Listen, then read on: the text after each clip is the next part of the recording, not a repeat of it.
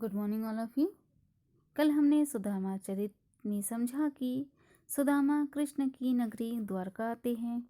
द्वारका आने के बाद वे कृष्ण के बारे में द्वारपाल से पूछते हैं। द्वारपाल कृष्ण को सुदामा के आने की बात बताते हैं। द्वारपाल कृष्ण से कहते हैं कि एक व्यक्ति आया है जो अपना नाम सुदामा बता रहा है।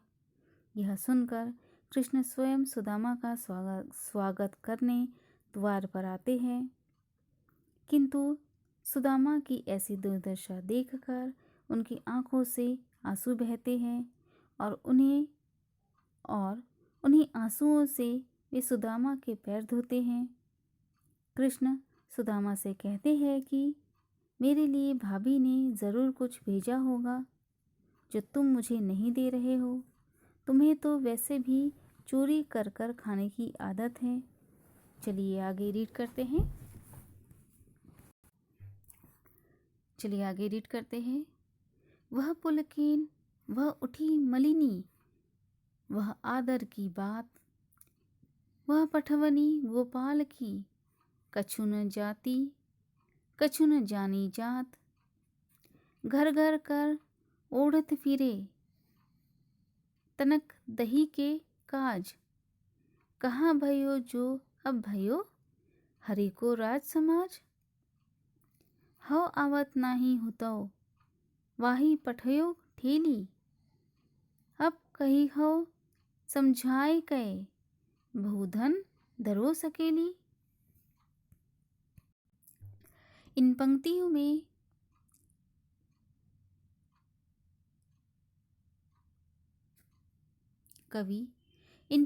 में सुदामा के वापस घर की तरफ लौटने का वर्णन करते हैं। सुदामा सोचते हैं कि मदद की उम्मीद लेकर कृष्ण के पास आया था। सुदामा कृष्ण से मदद की उम्मीद में कृष्ण के पास आते हैं, लेकिन कृष्ण ने तो मेरी कोई मदद नहीं की। लौटते समय निराश सुदामा जी के मन में कई विचार घूम रहे थे। वो सोच रहे थे कि कृष्ण को समझना किसी के वश में नहीं है। एक तरफ तो उसने मुझे इतना आदर सम्मान दिया, वहीं दूसरी तरफ मुझे बिना कुछ दिए लौटा दिया। मैं तो यहाँ आना ही नहीं चाहता था, ऐसा सुदामा कहते हैं। वो तो मेरी पत्नी ने मुझे जबरदस्ती द्वारका भेज दिया। ये कृष्ण तो खुद बचपन में जरा से मक्खन के लिए पूरे गांव के घरों में घूमता था। इससे मदद की आस लगाना ही बेकार है। यहाँ जब कृष्ण सुदामा का आवभगत करते हैं और उसके बाद जब सुदामा अपने घर की तरफ आते हैं और कृष्ण उन्हें भेंट स्वरूप कुछ नहीं देते हैं, तो वह अपने मन से बातें करते हैं। इसका वर्णन इस चरित्र में किया गया है। चलिए आगे रीड करते हैं। वैसोई राज समाज बने,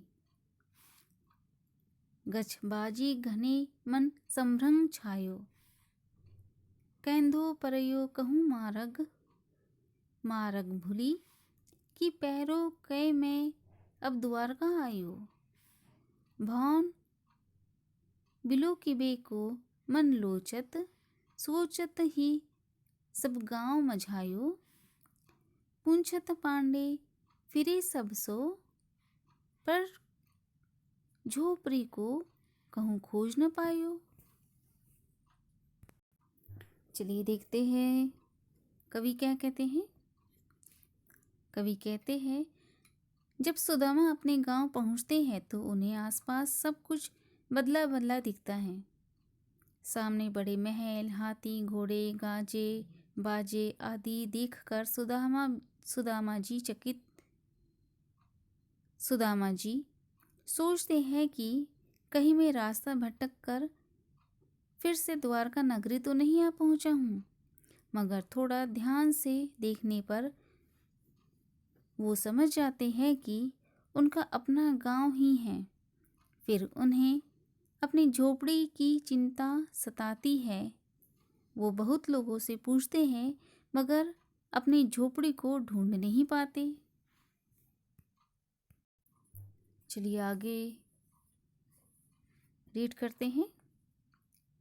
कै वह टूटी सी छानी हती, कह कंचन के अब धाम सुहावत। कै पग में पनही न हती, कह लै गजराज हूँ ठाड़े महावत। भूमि कठोर पै रात कटे, कहाँ कहे कोमल सेज पै नींद न आवत। कई जुरतो नहीं को दो सवा, प्रभु के परमात ते दाख न भागत। चलिए देखते हैं कवि क्या कहते हैं। कवि कहते हैं जब सुदामा जी को कृष्ण की महिमा समझ आती है तो वो उनकी महिमा गाने लगते हैं। वो सोचते हैं कि कहाँ तो मेरे सिर पर टूटी झोपड़ी थी, अब सोने के महल मेरे सामने खड़ा है। कहाँ तो मेरे पास पहनने को जूते नहीं थे, अब मेरे सामने हाथी की सवारी लेकर महावत खड़े हैं। कठोर जमीन की जगह मेरे पास नरम बिस्तर है। पहले मेरे पास 2 वक्त खाने को चावल भी नहीं होते थे, अब मनचाहे पकवान हैं। यह सब प्रभु की कृपा से ही संभव हुआ है। उनकी लीला अपरंपार है। यहाँ आपका चैप्टर 12 कंप्लीट होता है।